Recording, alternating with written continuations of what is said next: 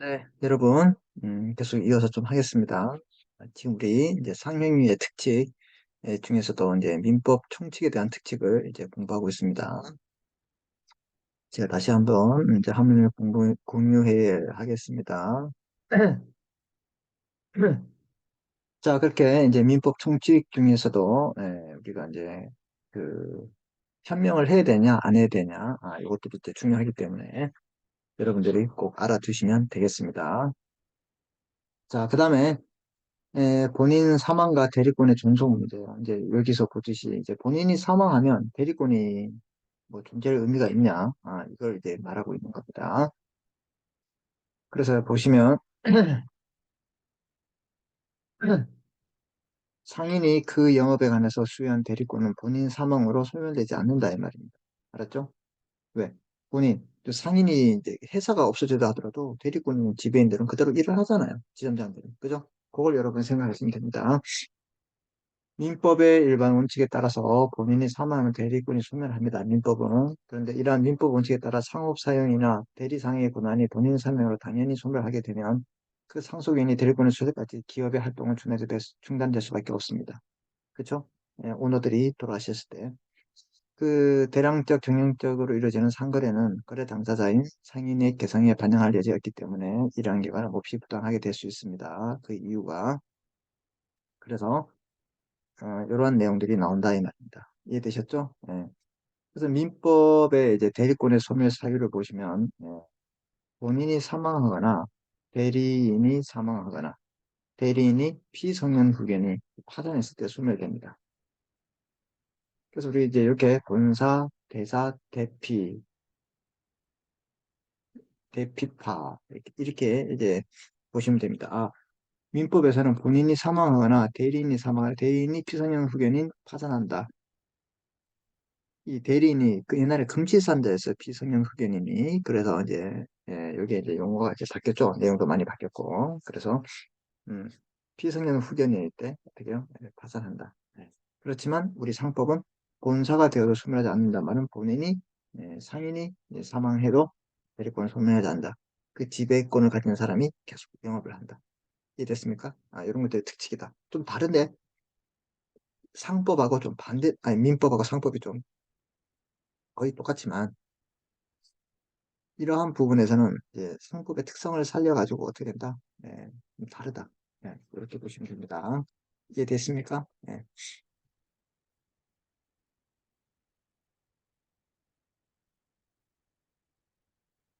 자, 그 다음에 소멸시효가 나옵니다. 소멸시효. 소멸시효는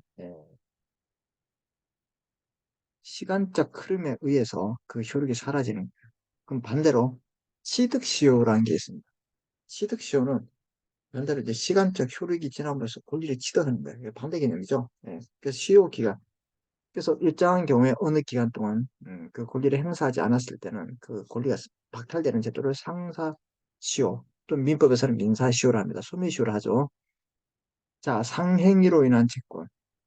상행위 뭐 22가지 있죠. 그렇게 해서 뭐 장사를 하든 어떠한 상행위로 이루어진 채권은 상법에 다른 규정이 없으면 5년간 행사하지 않으면 소멸시효가 완성됩니다.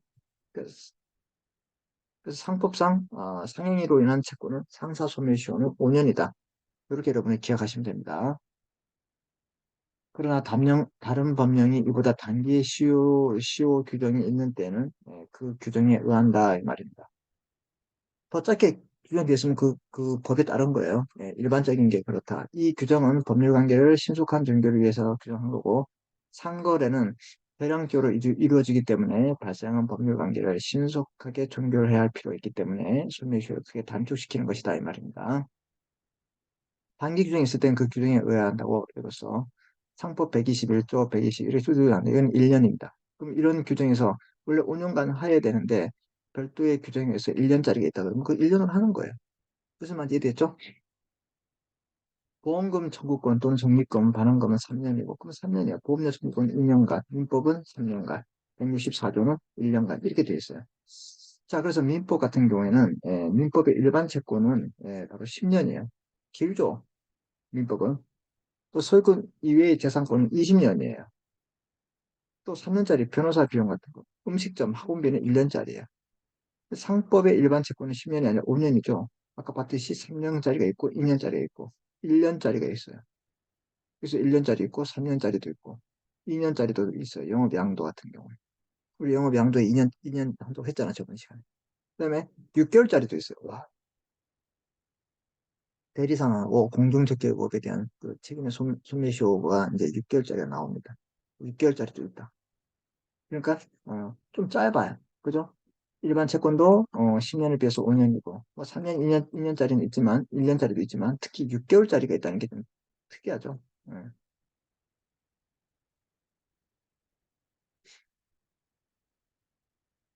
일반 채권은 5년이다. 이런 것들이 좀 특이한 거예요. 예. 그게 다르다 이 말, 특이다 이 말이죠. 예. 자, 그래서 이제 예를 들어서 이제 CF를 보시면 소멸시효에 반대가 지득실은 소멸시효 당사자가 주장해야 됩니다. 항변상. 그래서 제척 기간이 있습니다. 그래서 이제 소멸시효는 이제 항변사항이란 말은 당사자가 주장해야 돼. 그래서 이래서 이제 A가 B에게 외상값이 있어요. 이 외상값은 1년간 갚지 않으면 어떻게 해요? 돈을 없어지는 거야. 그런데 이제 1년이 되기 전에 이제 소송이 나왔어요. 1년이 지나고 소송이 진행됐어요. 근데 판사님이 딱 봤을 때, 아, 이거는 뭐 다툴 실익이 없다. 왜? 이건 소멸시효가 지났네? 이런 것들을 판사가 개입해서 하면 무기평등의 원칙에 반한다, 이 말. 그럼 어떻게 해? 판사님은 알고 있지만 표를 차겠죠? 좀 알고 있으면 괜찮은데, 이게 소멸시효가 지났는데 이거 굳이 싸울 필요가 있어? 이래가지고, 당사자가 주장할 때까지 기다립니다. 그래서 당사자가 주장하면 어떻게 되는 거야? 그렇죠? 그렇죠. 이게 소멸시효야. 근데 제척기간이라고 있습니다. 법률에 규정되어 있는데, 얘는 법률에 이제 다툼이 발생하면 이제 법원이 알아서 판단해주는 개념이 바로 제척기간입니다. 이거 이제 여러분 참고하시면 됩니다. 자, 이제 이렇게 보시고, 그 다음에 이제 물건에 대한 특칙을 갑니다. 물적 담보를 강화시키는데, 이제 상사 유치권이 있어요. 유치권. 유치권이란 말은 아까 말씀드렸지만, 우리 그 세탁물을 이제 이렇게, 맡겼을 때는 수선료를 줘야 되고, 자동차를 맡겼을 때는 그때 수리비를 줘야지만 차를 찾아오거나 옷을 찾아오죠. 이게 똑같은 거예요. 그래서, 어, 유치권이란 타인의 물건이란 말은 정상과 부동산을, 예, 타인의 물건을 점유하고 있는 자가 그 물건에 관해서 결련성이 있죠. 그래서 세탁물을 점유하고 있는 자가 그 물건에서 발생한 채권을 변제를 받을 때까지, 그러니까 뭐야?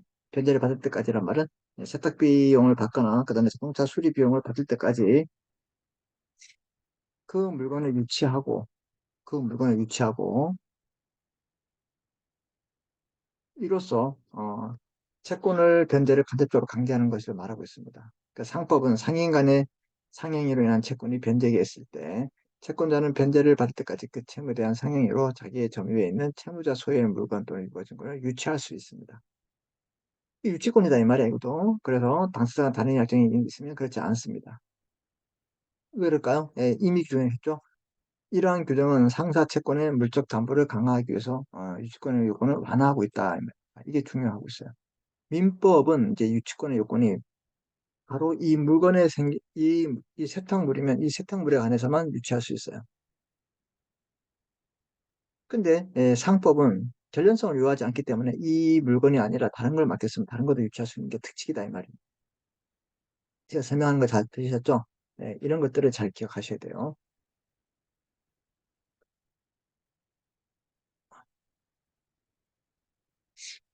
자, 상사 유치권이 성립하기 위한 요건은 다음과 같습니다. 채권자, 채무자가 모두 상인이어야 돼요. 물건 또는 유가증권에 한정되어 있습니다. 민법과 동일하죠. 근데 유치물이 채무자의 소유여야 한다는 점은 다르다 이 말입니다. 채무자 소유. 그러니까 물건 또는 모두 상인이어야 한다. 물건 또는 유가증권에 한정된다. 민법과 동일하고. 자, 그러나 유치물이 채무자 소유여야 한다는 점은 다릅니다. 반드시 채무자 거야 돼요. 민법상 유치권은 누가 소유권을 갖고 있는가는 무관하다 이 말입니다. 근데 바로 상법은 바로 채무자의 소유한다는 게 특징이다. 자, 피담보채권. 피담보채권이 뭐냐면 이제 이걸 맡겼으면 이걸 맡겼으면 수선료, 자동차를 맡겼으면 자동차 수리비, 이걸 피담보채권입니다. 이해됐습니까? 아니면 이제 질권 같은 경우에 이제 노트북을 맡겼다. 그러면 그 담보로서 받은 돈 있죠. 예, 그 돈이 예, 바로 피담보채권이 됩니다. 상인 간의 상행위로 이루어져야 됩니다. 알았죠? 예. 유치물과 피담보 채권 간에는 결연성이 요구되지 않는다 이 말이에요. 예, 이게 중요한 거예요. 자, 이 세탁물은 이 세탁물과 관련돼 있어요, 민법에. 근데 이게 아니라 혹시 이런 물건을 맡겼다. 그럼 뭐가 되는 거예요? 이거와 이거는 서로 관련이 없죠. 근데 그걸 유치할 수 있는 게 특칙이다. 민법은 반드시 이 물건에 대해서만 해야 되는데 상법은 이 물건이든 이 물건이든 같은 채무자에게 속하면 다 된다 이 말입니다. 이게 특칙이에요.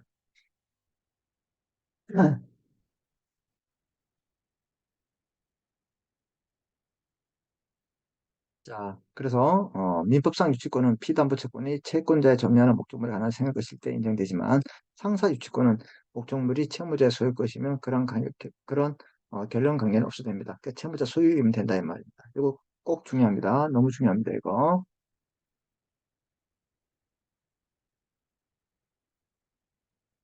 반드시 기억합니다. 자, 그러면 이제 요 요건들을 좀 이제 풀어놓은 게 요겁니다. 중요하기 때문에 자, 운송업과 창고업을 동시에 운영하는 A가 운송 주선인으로부터 TV 운송을 그럼 창고업도 하고 운송업을 해요. 그럼 운송 주선인으로부터 이제 부탁을 받겠죠. TV 운송을 의뢰봐라 이를 운행해왔다면 A는 운임 채권을 갖게 됩니다. 그죠? 이제 B가 아 요거 좀 운송해줘요. 내가 돈 받으면 줄게요. 이렇게 했다 이 말이에요. 얘가 돈을 받을 수 있는 권리가 생겼죠. 근데 그 전에 B가 A에게 냉장고를 임치시킨 사실이 있어요. 왜? 창고부터 가져가기 때문에. 그럼 운임 채권도 있고 임치시킨 사실이 있다 이 말입니다. 그럼 임치료를 또 받아야 될 거 아니야. A의 운임 채권을 가지고 B의 냉장고에 대한 유치권을 행사할 수 있다 이 말입니다. 즉 이 말은 이 운임 채권하고 이 임치한 거는 서로 관련이 있어요 없어요? 없어요. 별도다. 그래도 이 임치에 대해서 유치권을 행사할 수 있는 게 특칙이다 이 말입니다. 민법은 안 된다. A는 운임 채권을 가지고 B의 냉장고에 유치권을 행사할 수 있다. 민법상의 유치권이라면 이러한 경우 운임 채권이 그 냉장고에 생긴 것이 아니기 때문에 성립할 여지가 없지만 상법은 생긴다. 이해됐습니까?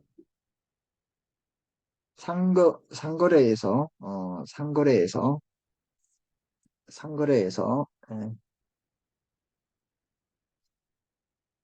상거래에서 개개의 거래시마다 상거래에서 개개의 거래시마다 담보를 설정하는 것이 매우 어렵기 때문에 비현실적이에요.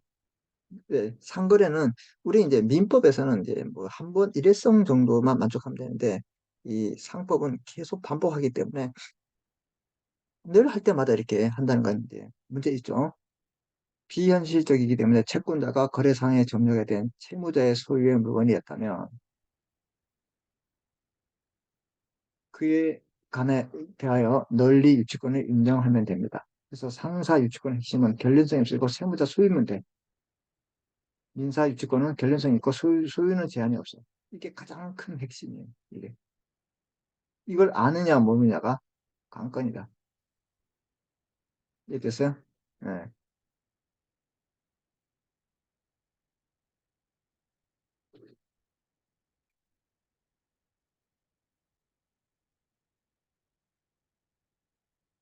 이해됐죠? 어. 자, 그래서 이제 유치권의 유형별 비교해서 민법상 유치권은 피담보채권에 제한이 없어요. 그리고 우리 아까 일반 상사 유치권은 반드시 상행위로 인한 채권이라 했죠? 예, 예, 제한이 없고. 그럼 이제 우리 나중에 배울 이제 대리상의 유치권, 위탁의 유치권이 있어요. 이것들은 이제 일단 요거 두 개만 먼저 공부합니다. 이건 나중에 하고.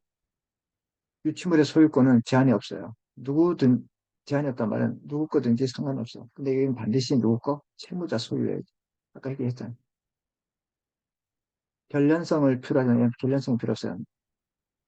그 사람의 그 물건과 관련된 채무자만 동일하면 되지 그 사람 그 꼭 물건하고 관련된 건 아니다. 알았죠? 이런 것들이 중요하다. 자, 그럼 이거 봅시다. 어차피 미리 대리상 나중에 이제 대리상 이제 위탁매매인에 대해서 얘도 대리 또는 중개로 인한 채권이고 얘도 위탁매매로 채권이 생겨야 되겠죠. 제한 피담보 채권이 이걸로 인해서 만들어진 거예요. 얘도 제한이 없어요. 제한이 없어. 똑같아. 그 대신 이제 요거는 똑같아. 어, 불필요한 건 똑같아요. 이게 왜 이렇게 돼 있지, 색깔이? 음.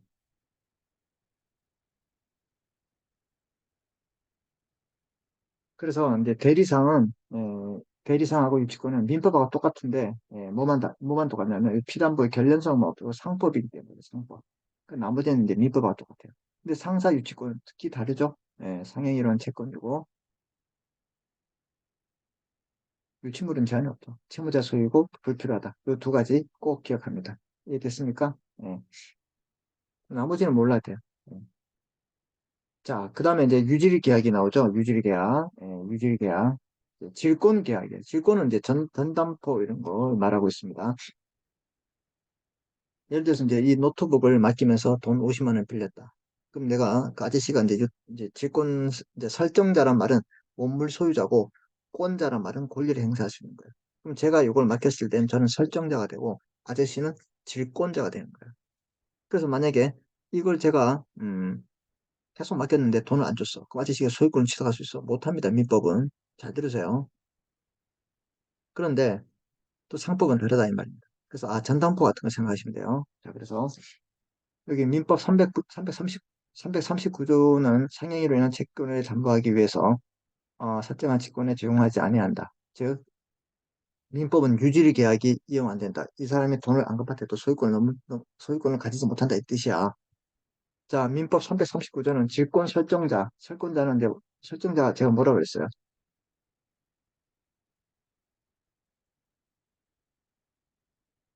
원물 소유자자. 자, 물건을 가지고 있는 사람. 채무의 변제기 전에 계약으로 직권자에게 권리자이죠. 전담포 주인을 말하고 있어요. 변제에 관하면서 질물의 소유권을 취득하게 하거나 법률이 정한 방법에 가지 아니하고 질물을 처분하는 것을 약정하지 못한다 이 말은 이게 유질계약이야.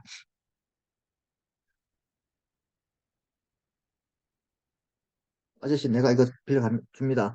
혹시 내가 이거 안 오면 이 소유권을 갖던 거 아저씨가 막 팔아먹어요. 이런 계약 자체를 못한다고. 그러니까 유질 계약이 금지된다. 민법은. 근데 이게 상거래는 좀 달라요. 이는 채무자의 빈곤한 사정을 이용해서 채권자가 질권이 설정된 채무의 소유의 물건을 취득하면서 폭리를 취할 수 있어요. 예를 들어서 이게 150만인데 50만 들고 나머지 팔아서 100만 원 간다 이 말입니다. 이런 경우가 발생할 수 있을 것 같아요. 안 할 수 있어요. 넘칩니다. 넘쳐요. 그래서 이런 걸 방지하기 위해서 그렇다 이 말입니다. 그래서 이제 민법에는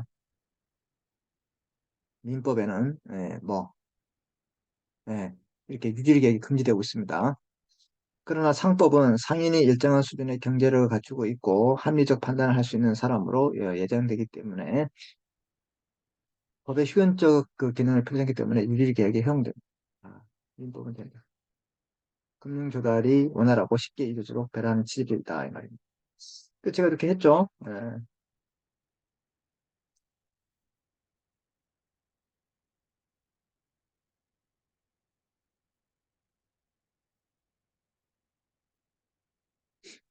유질계약, 질권, 동산, EX, 노트북 전당포에 바뀌었어요.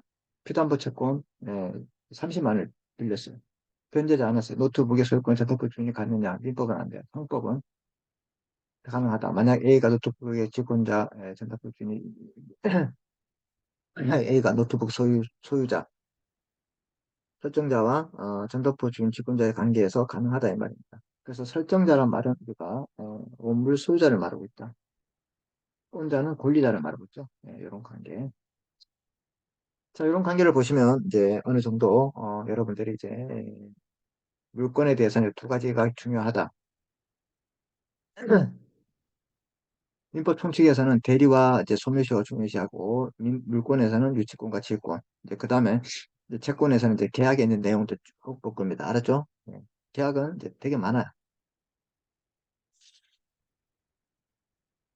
그래서 계약은 뭐가 있냐면 예, 계약의 성립, 효과, 이런 거, 그 종류, 종류 이런 걸 이제 특치로 보는데 특히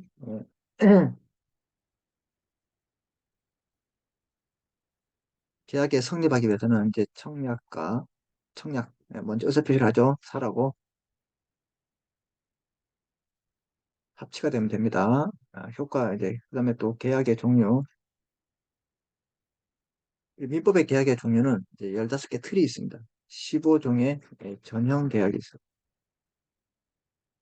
대부분 혼합 계약이죠. 섞여 있죠. 근데 전형 계약은 뭐가 있는지 한번 볼까요? 15개 한번 보겠습니다.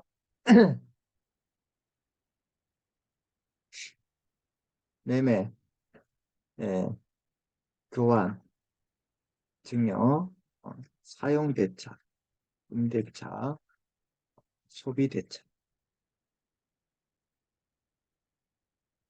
그 다음에 위임, 임치, 고용, 보급, 어, 조합, 현상광고, 공신정기금, 하해, 여행계약.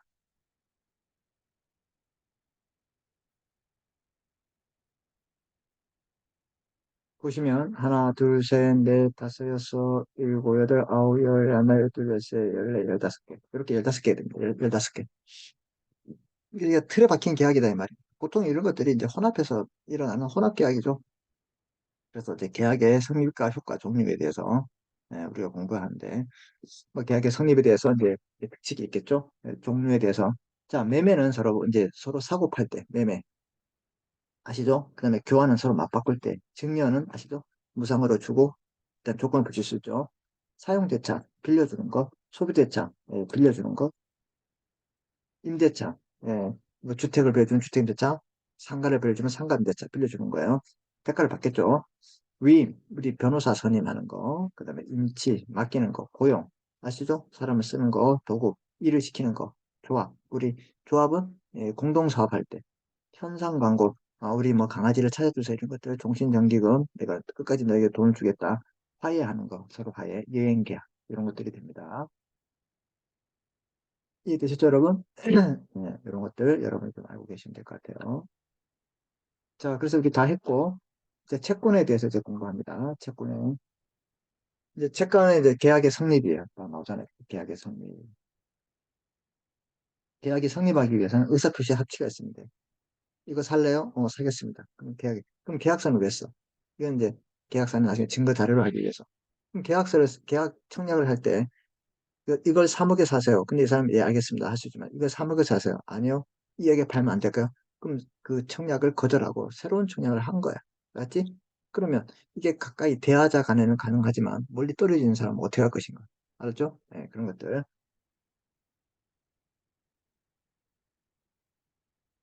자, 그 다음에 이제 대화자 간의 계약의 청약은 이제 그 청약이란 말은 이제 먼저 의사표시를 사라고 의사표시를 하죠. 아니면 머리 팔까요? 살래요? 살래요? 이렇게 먼저 하는 의사표시죠. 상대방이 즉시 승낙하지 아니한 때는 그 효력을 잃는다 이 말입니다. 대화자 간에는 즉시 해야 돼, 즉시.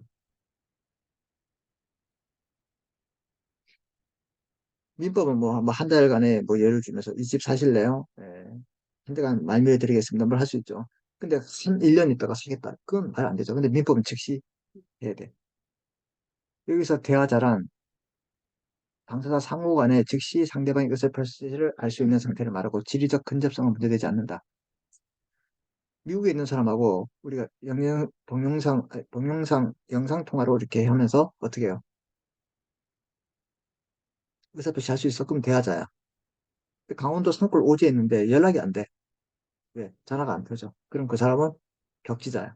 그러니까 이게 지리적으로 하는 게 아니라 어, 즉시 상대방의 의사를 알 수 있는 상태. 이걸 말하고 있다. 이걸 중요합니다.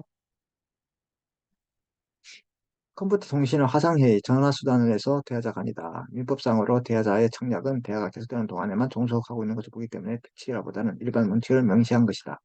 기억하시죠? 격지자 간에는 삭제했어요. 그러니까 이건 없다. 이것만 기억하시면 되고. 자, 그 다음에 청약을 받은 상인의 의무. 자, 야, 이 빵 굽는 기계 50개 살래요? 이렇게 했을 때, 산다, 안 산다, 이런 얘기를 해야 될 거 아니야. 그지? 그래서, 납부 통지의 의무. 상인이 상시 거래에 있는 자로부터 청약을 받은 데 지체 없이 납부 통지를 발송해야 됩니다. 게을리하면 승낙 항소 간주돼요. 미루고 있으면 승낙한다. 청약자는 상인일 필요가 없다. 민법에서 청약을 받은 사람이 적극적으로 승낙 여부를 통지할 의무는 없다. 민법에서는 그래요. 따라서 민법에서는 계약 체결을 원하지 않으면 청약을 받을 때 그냥 방치해버리면 그만이기 때문에 그래요. 근데 상법은 늘 같은 그 사람하고 상시거래, 이 중요한 건 이거예요. 상시거래. 이 사람과 계속 몇 년, 몇십 년간 거래하는 거야. 이거 보냈다? 그럼, 오케이. 이게 아니지. 야, 보냈어. 그러니까 가만히 있어. 그러면 당연히 산 걸로 간주한다. 알았죠? 예. 그러나 동정 거래를 계속 반복하는 상거래. 이게 상시거래야. 예. 당사자는 종래 거래 가능에 비추어 청약에 대해서 적극 거절 의사를 밝히지 않고 계약이 성립한 것을 믿기 때문에 이러한 점을 고려해서 상법에서는 납부 통지 의무를 규정하고 있다 이 말입니다. 그래서 반드시 지체 없이 해야 돼. 지체 없이. 음. 그러면 청약 거절시 있고. 근데 이 사람이 안 산다고 했어. 송부 물건의 보관 의무가 있어. 60조는 상인이 그 영업 불에 속한 계약의 청약을 받은 때, 경품 기타 물건을 받은 때, 청약을 받고 샘플도 받았어. 물건도 받았어. 그 청약을 거절한 때는 청약자의 비용으로 보관해야 된다. 일단 보관해. 누가 돈을 낸다? 청약자의 비용. 이런 게 중요하죠. 청약자. 그 물건 가액이 보관의 비용에 상환하기에 부족하거나 보관 비용으로 손해를 받으려 했을 때는 보관하지 않아도 된다. 알겠습니까? 그게 보관하다 보니까 배보다 배꼽이 더 커. 그럼 버려도 된다 이 말이야. 민법의 경우에는 청약 수령자가 청약을 거절한 때 청약과 함께 받은 경품 보관할 의무를 부담하지 않습니다. 그러나 상거래는 청약자가 승낙을 기대하고 경품을 보내는 경우가 많기 때문에 검토해 봄으로써 승낙 여부를 더 적절히 할 수 있습니다. 즉 상법은 경품 등을 보낸 청약자가 그 멸실 훼손에 인한 손실을 피해를 최소화할 수 있도록 특별히 상인에게 이 물건 보관 의무를 어떻게 부여하고 있다. 이렇게 보시면 돼요. 알았죠? 네. 그래서 이제 납부 통지 의무가 있고 거절했을 때도 물건을 보관해야 된다. 누구의 비용으로? 청약자의 비용으로 한다 이 말입니다. 승낙자의 비용이 아니라 청약자의 비용으로 한다. 상행위의 유상성. 기업 활동은 본질적으로 이윤 추구를 하기 때문에 상법은 여러 가지 방법에서 상인에게 영리성을 보장할 수 있습니다. 이것을 상행의 유상성이라 합니다. 그래서 우리가 이제 이 영리성이란 말이에요. 이윤 추구에 의해서 우리 이제 2학기 때 이제 기업법에서 배우죠. 이윤 추구에 의해서 이제 분배를 하면 우리 가장 문제되는 게 이 영리성과 기업의 사회적 책임이에요. CSR. 기업도 일정한 경우 사회에 환원할 필요 있다 이 말입니다. 예, 그것들이 관련되어 있다. 자, 상행위를 할 때 유상성이란 말은 이제 돈이 필요하다 이 말이죠. 보수 청구권이 있어요. 상법 61조는 상인이 그 영업 범위에 관해서 타인에 의해서 행위했을 때 상당한 보수를 청구할 수 있다. 영업 범위 내 타인을 위해서 행위했을 때 무조건 요즘 돈을 받고 하는 거지. 돈을 안 받고는 할 수 없어요. 민법상 타인을 위해서 한 행위는 물상의 원칙이에요. 즉 위임이나 임치 등에 의해서 타인을 위한 행위를 하더라도 다른 약정이 없다면 비용만 청구할 수 뿐 고소까지 할 수 없어요. 즉 필요한 이제 수수료 정도는 주지 그에 대한 보수 내가 열심히 일했다 이거 없다 이 말입니다. 그러나 상인에게 행인의 대가인 보수는 기업 활동의 동기이자 기업 유지의 원천이라 할 수 있다. 그걸 먹고 살기 때문에 결국 영업 범위 내에서 상인이 타인을 위해서 노력을 제공할 때 약정 요구와 무관하게 보수를 지급할 수 있습니다. 그러나 일정한 경우 보수 청구를 명문으로 배제하기도 합니다. 예컨대 상법 107조의 중개인은 계약서 작성 교부를 하지 않으면 보수 청구할 수 없다. 이것들이 바로 거기에 해당된다 이 말입니다. 그래서 중개사는 계약서는 계약서를 이제 작성해서 주는 거죠. CF 보시면 중개인 A, 상인 B와 상인 C는 A는 B와 C에게 계약이 성사된 근거, 계약서를 B와 C에게 교반 후가 아니면 보수를 청구할 수 없다 이 말입니다. 알았죠? 상행위를 하더라도 보수를 받기 위해서는 일정한 경우에 뭐 이렇게 명문으로 배제할 수도 있고 명문으로 근거를 둘 수 있다 이 말입니다. 결론적으로 결합석 교부가 없다면 보수 청구를 발사하지 않는다 이 말이에요. 알았죠? 그래서 보수도 청구할 수 있구나. 법정 이자예요. 자, 우리는 이제 법정 이자 같은 경우는 이제 보세요. 민법은 금전소득대체에서 무이자가 원칙이에요. 상법은 유상성을 고려해서 이자를 인정합니다. 그래서 그게 뭐냐? 바로 여기 민법은 6%, 아무런 말이 없어도 상법은 6%, 민법은 5%, 이렇게 6%. 그럼 약정을 하면 약정대로 주는데 약정을 안 했을 때도 기본적으로 5%, 6%를 기본으로 한다. 알겠습니까? 네. 만약에 당사자 사이에 너는 뭐 안 준다, 안 줘도 된다, 뭐 이렇게 얘기했을 때는 괜찮다 이 말입니다. 상법 54조는 상행위로 인한 법정 채무의율은 연 6%로 한다. 이게 6%입니다. 민법은 5%입니다. 상사 예방 행위에도 적용된다. 그래서 우리 이거 기억합니다. 뭐 어려운 거 없어요. 예. 자, 그다음에 이제 채무를 이행할 때, 채무를 이행할 때 채무 이행 장소에 대해서 나오는데요. 상법 56조는 채권자는 지점에서 거래로 인해서 채무 이행의 장소가 그 행위 성질이나 당사자의 의사표시에 특정되지 아니한 경우에 특정물 인도 이외의 채무는 그 지점에서 하고 있습니다. 특정물은 특정물이 있는 그 장소에 해야 되는데 그 외에는 그 지점의 이행 장소로 보고 있습니다. 모든 사법상 거래에서 채무의 이행에 관해서 당사자 약정이 있으면 그에 의하고 없으면 이 법에서 정하는 장소에서 합니다. 민법에서는 특정물 인도는 채권 성립 당시에 그 물건이 있던 장소에서 해야 되고 이외에는 현주소 하면 됩니다. 그래서 특정물은 이행기 현상대로 그 물건이 있던 장소에 하라고 했어요. 그 지명채권은 채권 양도, 그다음에 지시채권은 이제 엄수표, 무기명채권은 이렇게 있는데 채권의 종류는 이렇게 되지만 지참채무 같은 경우는 채권자 주소지에 받으시오. 추심은 채무자의 주소지에서 받으세요. 송부는 제3자 장소에서 받으라. 이런 얘기들이 이제 민법에서 나오는 거예요. 그래서 여러분들은 특정물은 그 이행기 형성대로 그 물을 있던 장소 받는 게 민법이지만 여기서는 그 위에는 그 지점에서 받으면 된다. 요것만 기억하시면 됩니다. 자, 그 다음에 이행 청구 시기 상법 63조는 법령 또는 간섭에 의해서 영업시간이 정해져 있을 때는 채무 이행의 청구는 그 시간 내에 해야 된다고 규정하고 있습니다.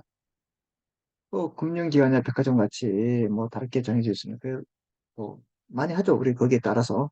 그걸 말하고 있습니다. 그게 중요한 건 아니고. 그 다음에 이제 인적 담보로가 나오는데 담보를 좀 보겠습니다. 담보는 채무를 보증하는 수단인데 피담보 채권이면 대출금을 말하고 있습니다. 요거 해가지고 자 물적 담보가 있어요.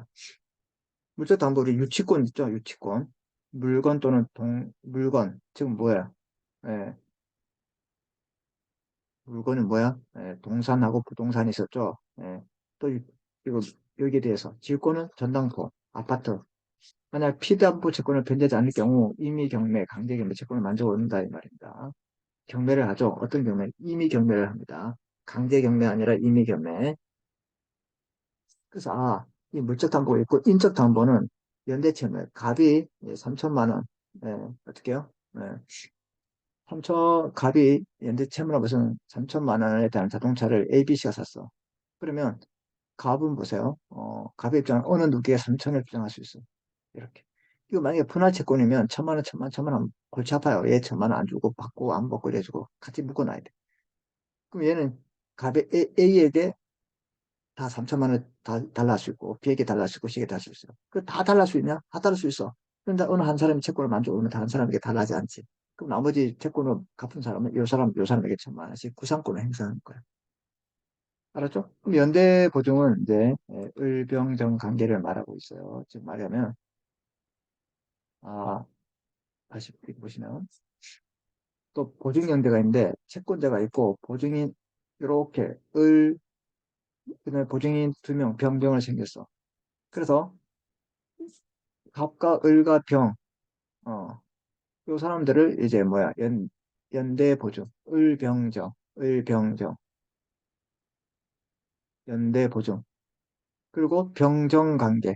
그 보증인 간의 연대, 이걸 뭐라 그러냐? 예, 병정 보증연대를 한다. 그래서 이제 인적 담보는 이제 물적 담보와 같은 이제 강력한 담보 수단이 된다 이 말입니다. 자, 그래서 이제 연대 채무 같은 경우는 이제 어느 누구에도 정할 수 있고 연대 보증과 보증 연대가 있는데 갑이 채권자고 채무자야. 그래서 이 사람이 보증인 두 명 세웠어요. 이 사람 한꺼번에 받을 수 있는 게 바로 연대 보증이고 보증 채무 중에서 그다음에 이 사람을 다시 또 뭐야?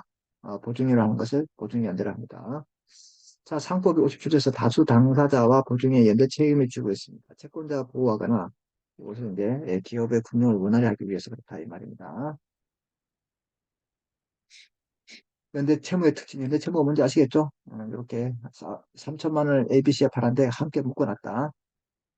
수인 또는 그 인인 전원에 대해서 상해되는 행위로 채무를 부당한 때는 연대 책임을 배상할 수 있습니다. 상법은 다 연대 책임이다. 이렇게 기억합니다. 연대 보증, 이렇게 다 보증, 주채무자와 보증인을 함께 묶어놨다. 주채무자와 보증인을 연대해서 변제 책임이다. 이건 어떤 특징이 없더라도 조금 연대 보증을 간다. 이렇게 보시면 됩니다. 이해됐죠? 네, 그런 것들. 그 다음에 임치받은 이제 우리 임치 같은 경우는 이제 쉽게 말하면 이제 우리 학교에 보면 사물함 있죠. 그런 걸 말하고 있어요.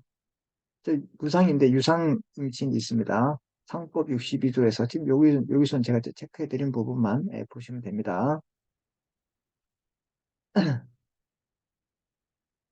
자, 상법 62조에서 상인이 그 범인에 대해서 물건을 임치받을 때 보수를 받지 않을 때도 성간주의 의무를 부담한다. 자기 재산과 동일한 의무가 아니라 성간주의 의무는 주의를 많이 하라 이 뜻입니다. 돈을 받지 않고도 주의를 많이 하다. 이게 중요한 거야. 알았지? 민법은 보수받고 주의를 다 해야 되는데 얘는 받지 않고도 해야 된다. 이게 중요하다. 그런 것들을 기억하시면 돼요. 이해됐죠? 자, 그래서 이제 오늘 여기까지 하는데 이제 조문을 좀 보겠습니다. 빨리 읽겠습니다. 자, 48조 민법에 대한 특칙이죠. 상해의 대리는 본인이 위한 것임을 표시하여도 표시하지 않아도 비현명이 돼도 대인에게 이행 청구를 할 수 있다. 상법은 비현명주의다. 위임. 상행위에 위임받은 자는 본지에 반하지 않는 범위에서 위임을 받지 않는 행위를 할 수 있고요. 존속기간. 본인이 사망하도 소멸하지 않는다. 아까 말씀드렸죠. 기억합니다. 대하자 간의 청약 구속력. 대하자 간에는 이게 뭐 지리적이 아니라 의사표시를 바로 확인할 수 있냐 그런 상태를 말하고 있습니다. 계약의 청약은 즉시 승낙하지 않으면 그 효력을 잃는다. 알겠습니까? 납부 통지, 상시 거래에 있는 관계, 이거 중요하겠죠. 네. 때는 청약 받은 자는 발송해야 된다. 게을리할 때는 승낙한 것을 본다. 승낙한 주다. 중요합니다. 자, 그 다음에 상행위로 한 채무는 6%다. 그 다음에 법정 이자는 청구할 수 있다. 그 다음에 어떻게 해요? 채당을 했을 때는 채당한 이유, 대신 갚아줬다 이 말입니다. 채당이. 예.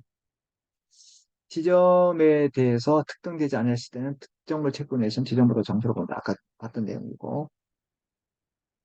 자, 다수 채무자와 채무인 간에는 연대를 한다. 무조건 연대 말이 들어가면 맞습니다. 알았죠? 한꺼번에 묶어놨다. 이 말입니다. 상사 유치권, 상행위로 인한 변제액이 있을 때 채무자 소유이면 어떻게 된가? 결론성이 없더라도 됩니다. 얘는 임의 규정입니다. 채무자 소유이고 결론성이 없더라도 남의 걸 그 사람에 대한 다른 것들을 할 수 있다. 그 다음에 유질계약이 허용된다. 상법은. 민법은 안 되고. 보관 의무. 자, 이 청약자의 비용으로 한다는 걸 반드시 기억합니다. 아셨죠? 예. 보수 청구권 당연히 할 수 있습니다. 정당한 보수. 그런데 이 보수 청구에 대해서 예외가 있죠. 규정이 있을 때 규정이 배제시킬 수 있다. 100조. 그렇죠? 계약서 거부를 해야 된다. 임치받은 물건에 대해서 무상으로 할 때도 순간주의 의무가 있고 상사시효는 5년이다. 단기가 있을 땐 단기에 따른다. 뭐 이렇게 보시면 되고 뭐 이것들은 안 봐도 됩니다. 네.